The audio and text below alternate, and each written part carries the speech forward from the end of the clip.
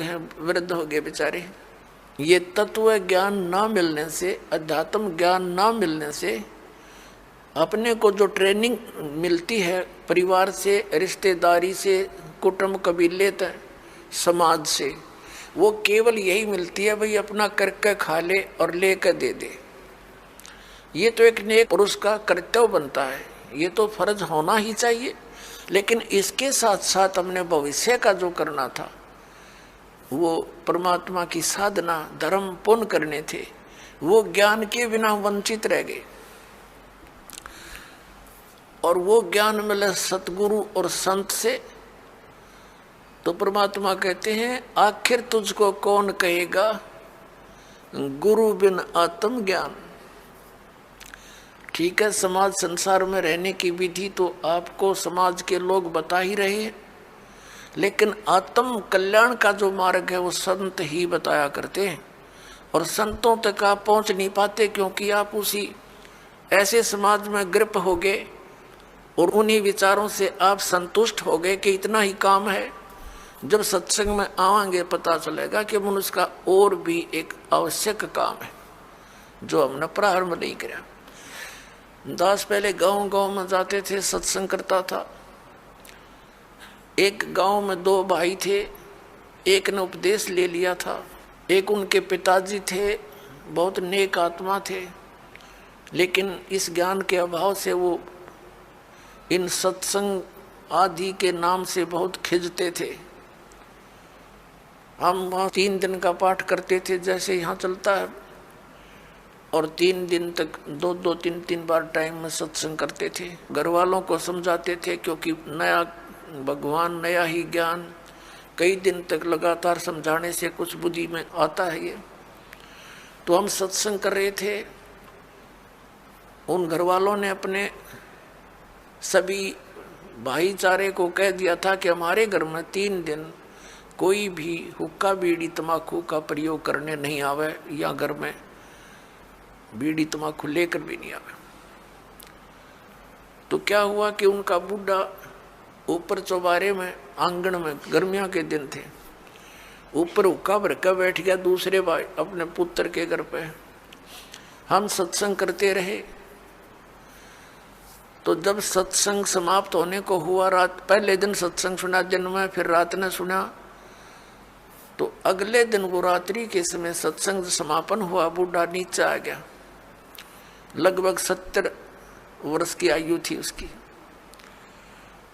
अब वो आके हमारे पास बैठ गया जमीन पे, और उसकी पुत्र वधू ये सोच रही थी बूढ़ा पता नहीं क्या बोल लगा महाराज जी को, पता नहीं क्या कह देगा यो, क्योंकि इनने कभी ये काम देखे नहीं, और पता नहीं क्यों आ गया यो तो बहुत चिढ़ा करता है इन बातों से। वो बैठ के और आंखों में पानी भर आया, रोने लग गया। मैंने पूछा क्या बात होगी? बाबा क्या बात है, क्यों रो रहे हो आप? ने बोला जी जो ज्ञान आपने सुनाया, ये बात तो आज तक हमने कदे सुनने को ना मिली। हमने तो लक्ष्मी चंद की रागनी सुनी हैं, और कोई सांग सिनेमे देखे, और मैं तो इतना मेहनती आदमी था। इन पुत्रा के 2-4 किले आवे थे, मैंने इनके 12 किले बना दिए। 12 एकड़ जमीन, 8 एकड़ और मोल ली मेहनत कर करके। और ईब मेरा क्या होगा, मैं तो 70 साल की उम्र होगी मेरी। अब मैं क्या करूँगा, क्या बनेगी मेरे साथ में? मैंने तो इस ज्ञान से सारी रात नींद आनी बंद होगी, और अब मेरा खाना पीना भी छूट गया। अब क्या बनेगा, मेरा क्या होगा? मेरी तो उम्र जाली। और उसकी पुत्र वधू भी वहीं बैठ गई। बूढ़ा आज तो बहुत अच्छा बोला, और वह ध्यान से सुना कि जो क्या हो गया बुढ़े का एकदम।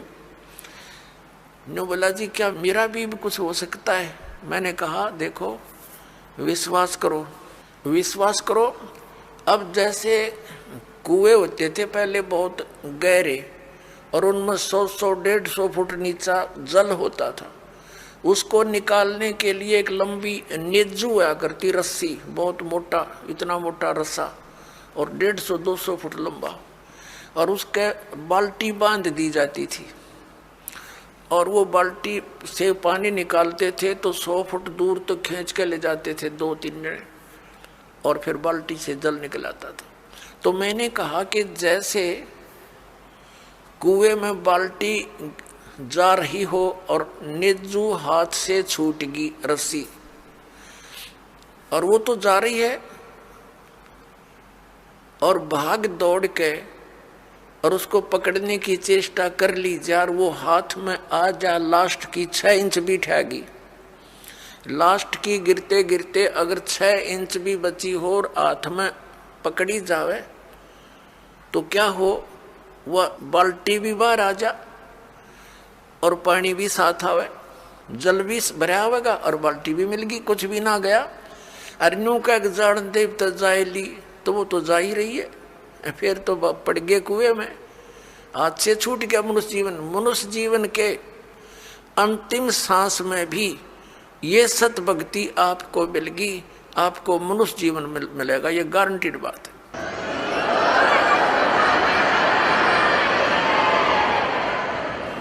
और आप क्या तो अभी 70 वर्ष है, एवरेज 80-90 तो मानते हैं मनुष्य की आयु, और आप तो स्वस्थ दिखाई देते हो, करड़े हो, खूब तगड़े, और नाम लो, पर ओका बीड़ी शराब तम्बाकू ये छूना नहीं पड़ेगा।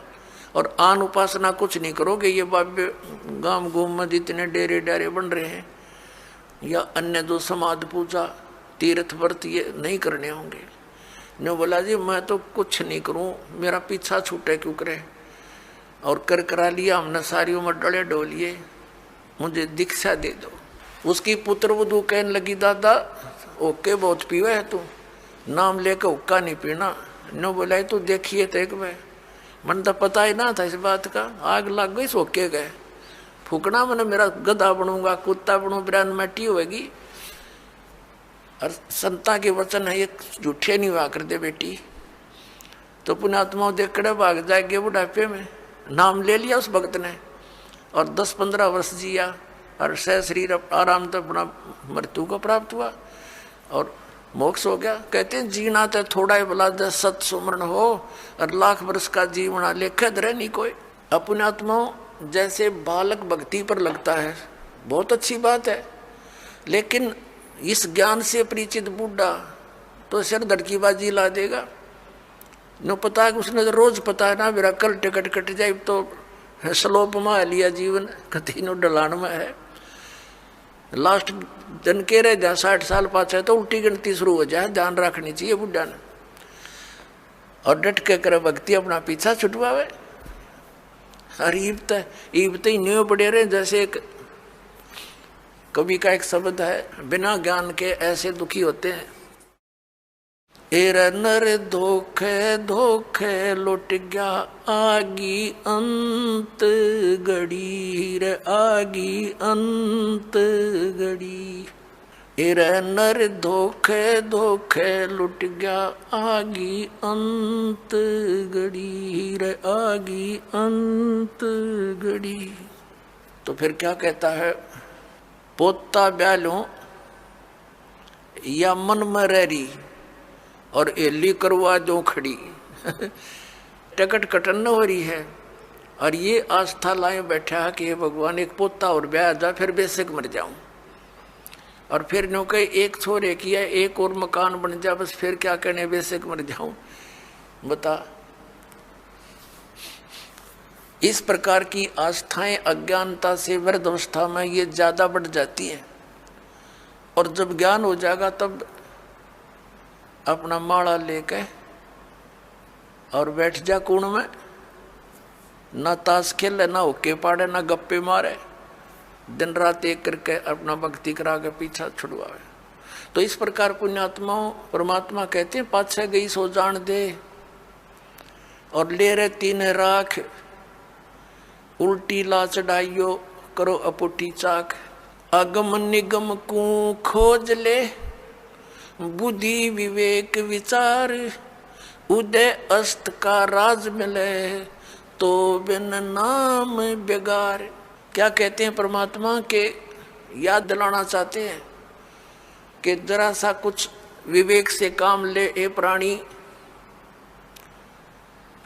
अगम निगम को खोज ले और बुद्धि विवेक विचार, उदय अस्त का राज मिले तो बिन नाम बेगारे। परमात्मा याद दिलाते हैं कि जो परमात्मा की भक्ति नहीं करते वो चाहे पूरी पृथ्वी का राजा है। आपने न्यू दिखा है कि तो बड़े आगे पाछे इसका सलूट मारनी है और बड़ी जय जयकार हो रही है। परमात्मा कहते हैं ये तो 3 व्हीलर वाला है, अपने पल्ले तो पैसे खर्च कर रहा है और खूब चहल पहल दिखाई देती है, अंत में इसकी वाह बिरन माटी होगी, याद रखेगा। अगम निगम को खोज ले बुद्धि विवेक विचार, उदय अस्त का राज मिले तो बिन नाम बेगारे। या भक्ति नहीं है तो यु राजा पूर्व जन्म की कमाई को बर्बाद कर रहा है और आगे की दाढ़ी बनती नहीं क्योंकि यो नाम जाप ठीक नहीं कर रहा है। तो इसलिए परमात्मा कहते हैं बिन उपदेश अचंभ है, ये क्यों जीवत है प्राण, भक्ति बिना काठोर है, ये नर नाही पाषाण। परमात्मा कबीर परमेश्वर जी कहते हैं कि बिना उपदेश लिए बगैर गुरु धारण किए ये मनुष्य ये जीव किसको आधार मान के जी रहा है। मुझे इस चीज का आश्चर्य हो रहा है। और भक्ति बिना काठोड़ है, ये नर नाही पाषाण। ये तो पत्थर हैं जब इस मनुष्य जीवन को बर्बाद कर रहे हैं, ना कोई आधार। यदि हम बच्चों को आधार मानते हैं तो हमारी ये मृत्यु हो जाती है, तो बच्चे हमारे कहाँ से हुए। हमारे सामने बच्चों की मृत्यु हो जाती है तो ये आधार निराधार था, हमारा भूल थी हमारी कि हम इसीलिए जी रहे थे। हमारा आधार होना चाहिए मोक्ष,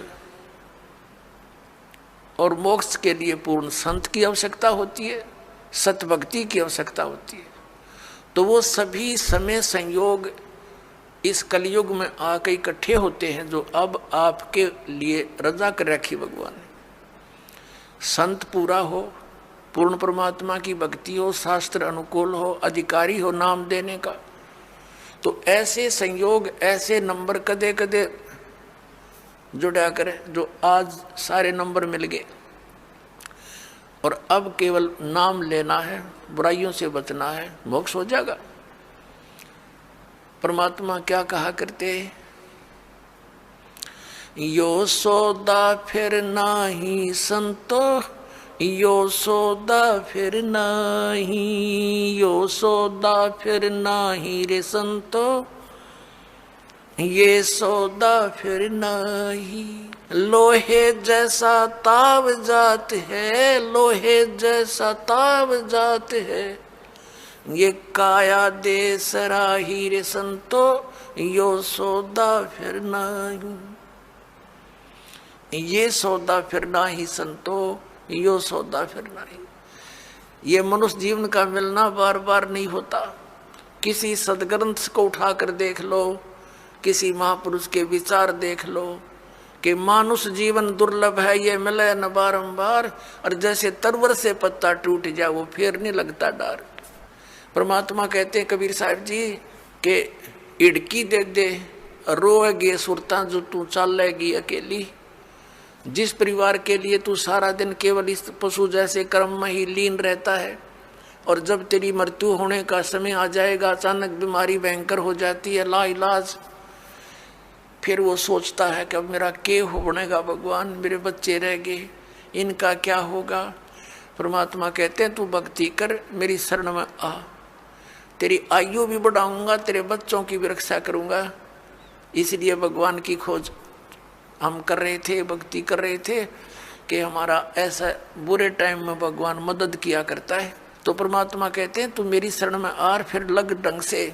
कहते हिड़की दे दे रोएगी सुरता, आत्मा को कह रहे हैं जब तू चल लेगी अकेली। जिस परिवार को अपना मान रहा था वो तो यहीं रह गया, तेरी बाँह पकड़ के ले जाएंगे यम के दूत। फिर नो कह पछाड़ खा खा रोएगी तू आत्मा, क्योंकि तेरा कोई संभालने वाला होगा नहीं, तेरा भगवान परमात्मा साथ दे नहीं, क्योंकि आपने उसकी साधना की नहीं विधिवत। और यदि आपने सतभक्ति कर रखी है और आपका यहाँ से जाना भी तो है ही सभी ने, लेकिन मालिक आपके साथ खड़ा पाओगा जब कहेगा बेटा मेरे साथ, और यम के दूत दूर हो जाएंगे, न एक दूर कति 100 कोस दूर खड़े पाओगे। तो हमने उस